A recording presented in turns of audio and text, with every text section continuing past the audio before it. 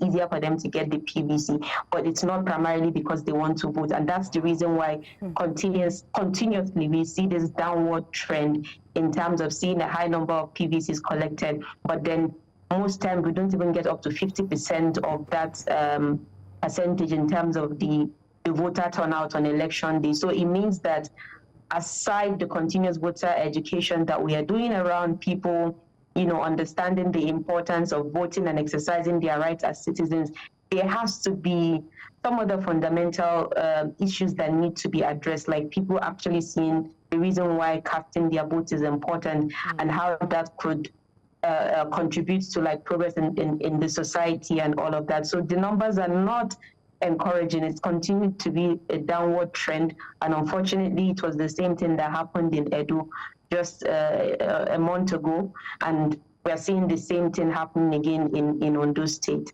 And so, Amina, you're actually going to our next question, because in Edo State, it was just about 25% of the voters who ended up participating in the election, and it was also predicted that Ondo would have a very low turnout. We're not even averaging 50. We're looking at a quarter of eligible voters in several states. And even if you think back to the national election in 2023, we ended up having the same thing. While it was a bit higher than usual, it was still low compared to the number of registered voters across the country. So you've painted a bit of this picture, but what issues do you think the electorate have, particularly maybe in Ondo, or is it a general problem that the Nigerian electorate is having now when it comes to the conduct of election? Is it a belief that their votes don't count?